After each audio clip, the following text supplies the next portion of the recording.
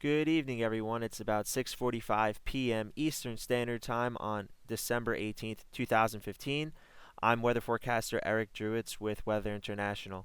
And across the region right now, central and western New York is looking to be in the middle 30s near the lake shore with some isolated cooler temperatures down south over the Allegheny Plateau.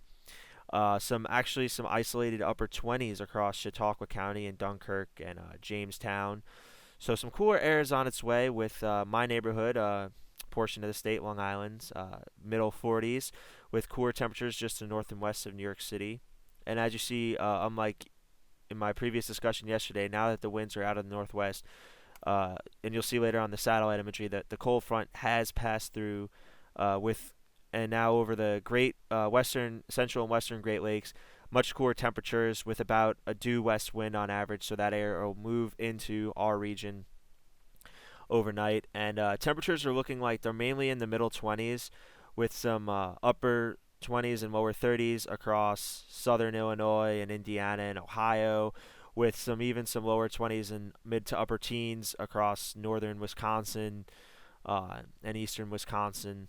So now moving into some infrared satellite imagery, you see the cold front has moved offshore, and we have an upper level low here over northern Ontario province around the James Bay area, and that is the onset of, and the reason why we're going to have some cooler weather coming our way.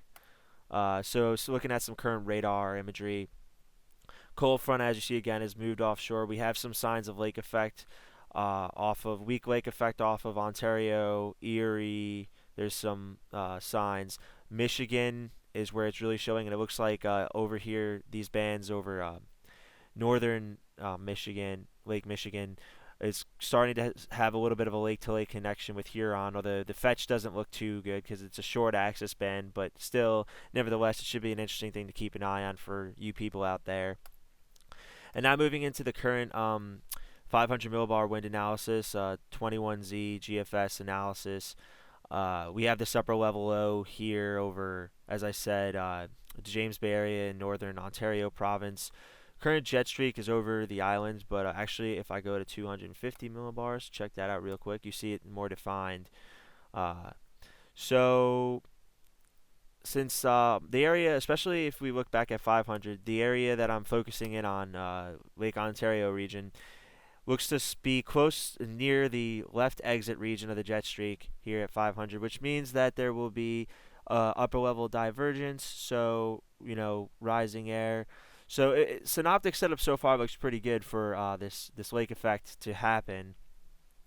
And if you did not watch my discussion from yesterday, I will do a quick recap of the teleconnections and more of the long range type stuff for all you to get a handle on what the pattern is like.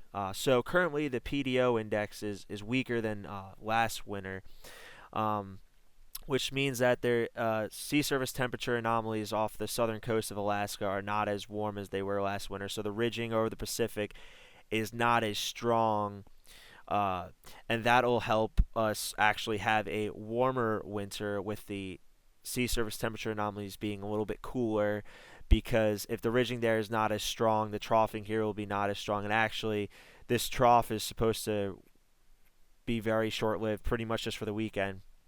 And as you see with some gridded data right here, we had very strong values between, over indices of +2 of the PDO last winter. This is January, February, March, April, May, June, July, August, September, October, November. So as you see, since October, the PDO has been consistently getting weaker, as well as the significant thing is this 0.86 here for November. This is the first time the PDO has been less than an index of +1 since, looks like, March, or actually September of 2014. So that's going to help play a part into the pattern, that a weakening PDO. So NAO observed forecasts. NAO is currently slightly positive, and it will be much more positive as this week progresses. Excuse me. But right now, I don't really think it's taking into account the effect of this trough, or this trough is not really having is not really being affected by this because it's very short-lived. It's going to move through quickly, and then it's going to be much warmer later on by Christmas. So the PNA looks like to be about 0. A little bit of a peak right here, but then it's going to dip down a little bit to about -1, minus -0.8. So that's going to also help for ridging in the east and troughing in the west later this week.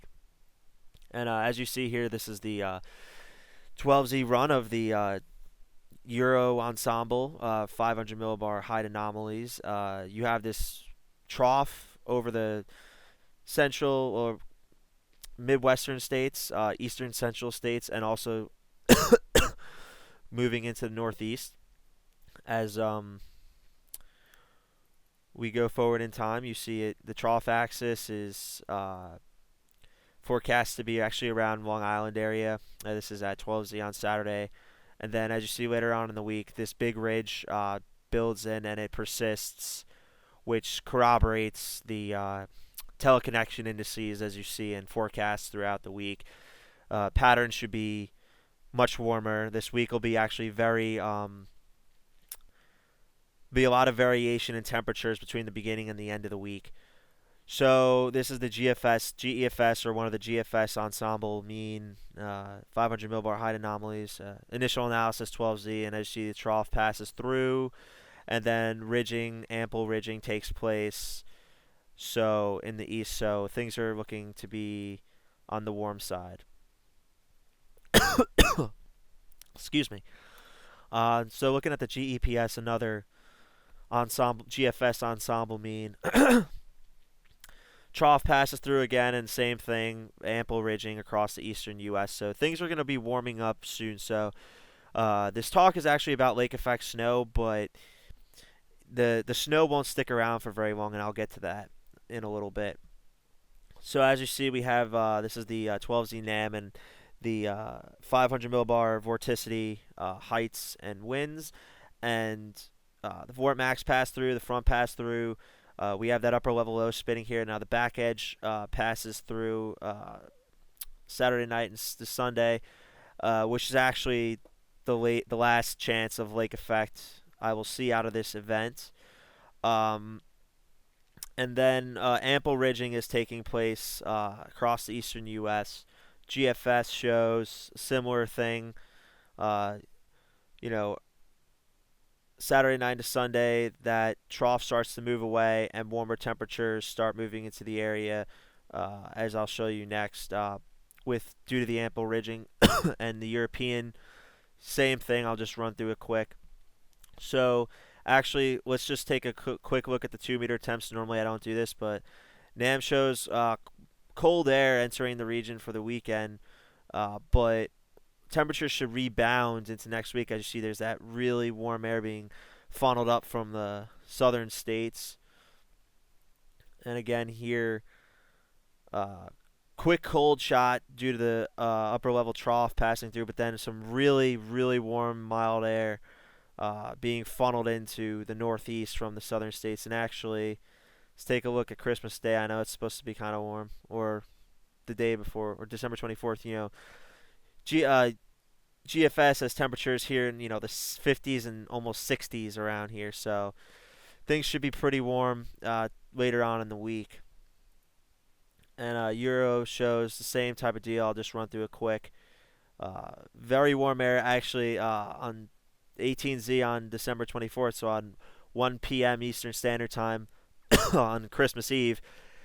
Southern New Jersey, according to the European model, could reach 70. So this is really unusual for this time of year.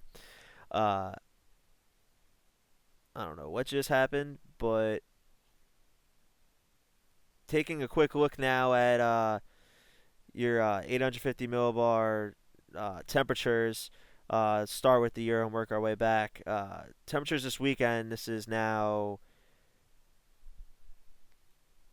at this is 700. Okay, so temperatures now at 18Z Saturday between -10, -15 Celsius. Temperatures look like they should get to about -10 to -15 Celsius, according to all the model runs. So that'll breed good conditions. I don't know what just happened. But that'll breed good conditions for the lake effect machine to start. Again, this is GFS showing the same type of deal. And then temperatures warming up into Sunday and early next week. NAM, same thing. Temperatures getting to about -10, -15 Celsius. So, I'm not going to rule out the chance for some good lake effect. Actually, now looking quick back at this is the surface to 850 millibar lapse rate. So, pretty much a quick recap if you did not see my previous briefing. The higher the lapse rate, the more unstable the air is, and we want about a 13 to 15 degree difference between the surface and 850 millibars. So the dry adiabatic lapse rate, which is pretty unstable, is actually 10 degrees Celsius per kilometer. So every kilometer you go up, it's 10 degrees Celsius cooler. And as you see, this is now at 12Z on Saturday. Areas in the eastern portions of Lake Ontario are going to be at least 10 degrees Celsius per kilometer. 6Z Saturday showing the same thing, pockets of about 10 degrees Celsius per kilometer over the lake. And that stays consistent due to the really cold air vecting in into the region. So now, I guess looking at Buff Kit right here, I'll bring up that real quick. Let's look at the 18Z NAM sounding. This is initialized at 18Z this afternoon, or 1 p.m. Eastern Standard Time. And as you see, when we move into tonight, this is 4Z tonight. We have our temperature line here in red, our dew point line, or our dew point line here in green.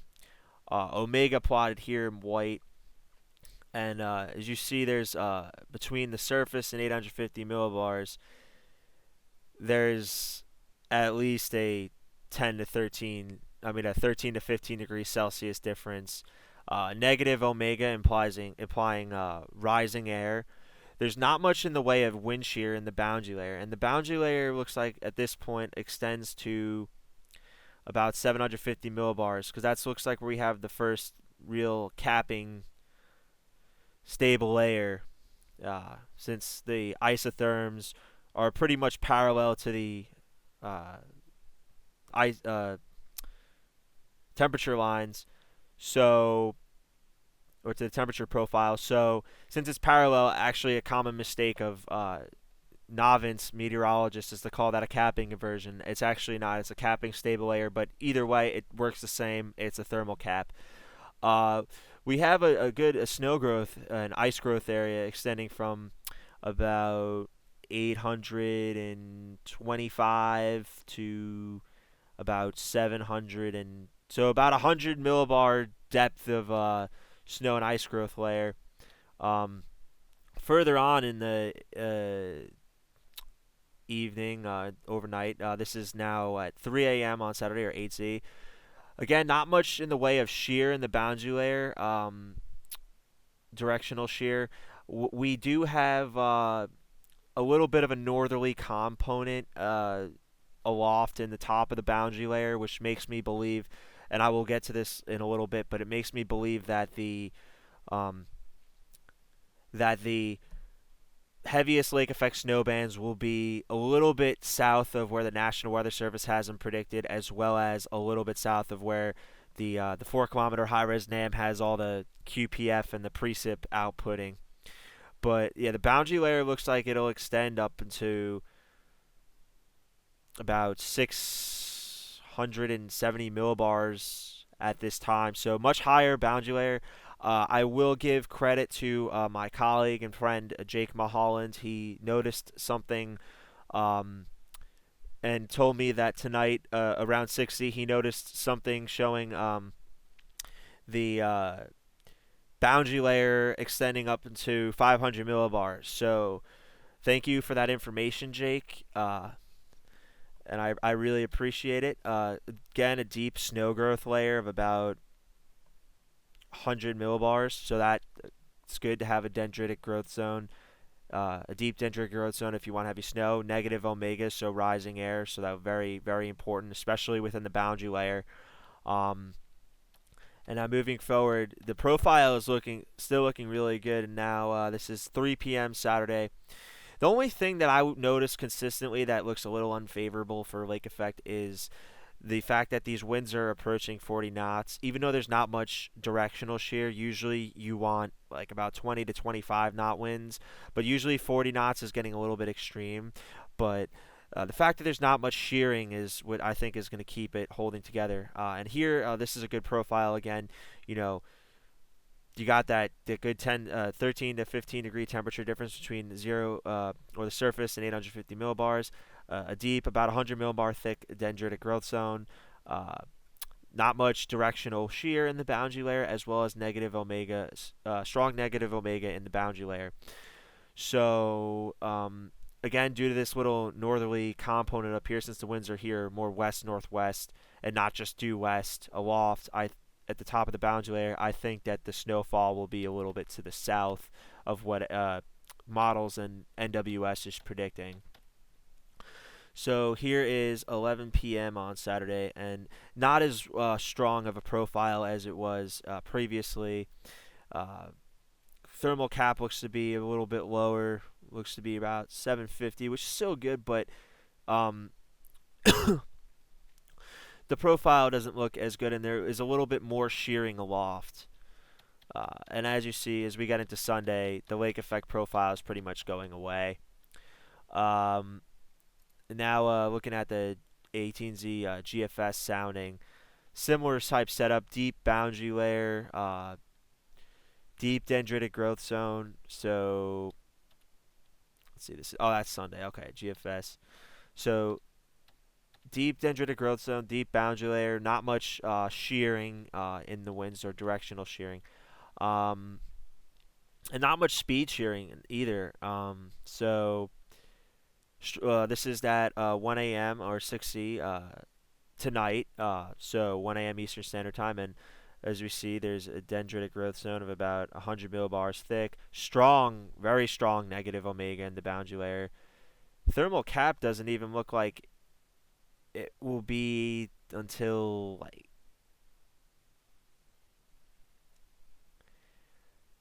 500. No, not even. Maybe around 700. Although I'm still a little skeptical on that because it's not quite at least parallel with the isotherms, but still, nevertheless, high thermal cap. And again, as you see, this is at 12Z tomorrow or 7 a.m. Eastern Standard Time. Strong negative omega, good temperature profile, thermal cap. Yeah, so I'm guessing that little sign right here was the thermal cap forming, because the thermal cap now is, the capping stable layer is now at about just over 750, so about 725 or so, in that ballpark range. And that, again, that little northerly component makes me believe that the snowfall will occur on a little bit south of the Oswego Jefferson County line, where the max snowfall is, despite the 4K NAM and the NWS has it pretty much on the county line. And then moving into Sunday, the lake effect profile completely dies out. So now looking at the 4K NAM to talk about where the snow bands and the HER, to talk about where the snow bands are going to set up and snowfall accumulations. So this is the 22Z run of the HER. Fast forwarding it to 23Z. Current,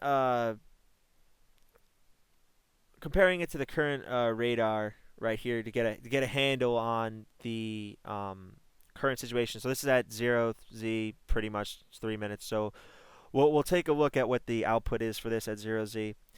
And despite a little noise here in southern Ontario province, the HER looks like it actually has a fairly decent handle on the situation with Erie down here and everything else. So comparing that to the 4K NAM, actually, we'll compare them together right now. It looks like they both have a decent handle, but the 4K NAM has a lot more intense noise up in southern Ontario province. So They both have decent handles, but I think I'm going to follow the Her a little more just because it has a little bit better of a handle because there's less noise. But the Her shows a good lake effect band. It looks like a lap type B band, and I think based on those soundings, when you saw that little bit of the northerly component aloft in the top of the boundary layer, I expect it to be a lap type B band because you have that due west wind for most of the profile of the boundary layer. So that means lap type B means lap is long lake axis parallel, and the difference is that is a long lake axis parallel band is the type of bands that you get a lot of snowfall, very heavy snowfall, but it's very localized. You have the longer fetch, so a long fetch meaning the band goes from west to east over Ontario, so it goes over most of the water. A long fetch, for example, then on Michigan would be a north to south band, and a short fetch band or a short lake axis parallel band would be if the winds were from the north, for example, and that will cause more evenly and widely evenly distribution of snowfall, but at less intense. And Michigan's would be west to east. So due to that little bit of that shear aloft with that northerly component, I think the band's going to hug more so the southeastern shores of Ontario instead of going straight due west into the Tug Hill, which makes me believe it'll be a lap B band. So Oswego could see several inches, if not maybe a foot of snow by when this is all said and done. I think the maximum snowfall is actually going to be northern Oswego County, northwest Oneida County, and southwestern Lewis County, kind of in the higher elevations of the Tug Hill. Valleys will see a little bit less due to the shielding and the downslope off the Tug Hill, off the higher peaks of the Tug Hill, but due to orographic effects, I think the higher elevations on the windward side are going to see the highest amounts. But yeah, a decent lake effect snow band tonight by the Her. And looking at the temperatures real quick, temperatures are going to be falling fast. Cooler temperatures in the higher elevations of Tug Hill. You see this little darker greenish blue right there. Snow totals by the Her or snow liquid equivalent. Most of the Her actually shifted. The latest model run of the Her model actually shifted the highest snowfall a bit south, so that actually corroborates what I'm saying. But the 4K NAM, if you look at that, it shows another good lake effect, a lap type B band forming, although with possibly a very weak Huron connection at 21Z tomorrow. But it looks like the current model runs are not showing. I'll check the Her again. But the current model runs look like they're not showing as strong of a lake-to-lake connection as they were yesterday. So if you're not a big snow lover, that is a good thing because lake-to-lake connections enhance snowfall intensity. But the 4K NAM, the 18Z run of the 4K NAM, has the band a little more north than I actually think it's going to be with the snowfall accumulations. The band placement on the reflectivity is pretty good, but when we look at the QPF field here real quick, it shows the majority, the bullseye of the precip being right on that Oswego Jefferson County line, or in that Oswego, that corner area where there's Oneida, Lewis, Jefferson, Oswego counties. I think that should be shifted south more towards about like here, just a hair south, not that much south. Just because there's that nice little weak northerly component to the upper level boundary layer winds. So as you see, to look at the 850 millibar winds and temperatures, we have some good strong cold air advection taking place for the weekend. But then as we get into Sunday, warm air advection is going to dominate the region. So thank you all for watching this video. I hope this helped clarify some forecast concerns for people in the Great Lakes region, especially the areas downwind of Lake Ontario. And have an awesome day. Stay safe out there for any of you who are going to be in these bands.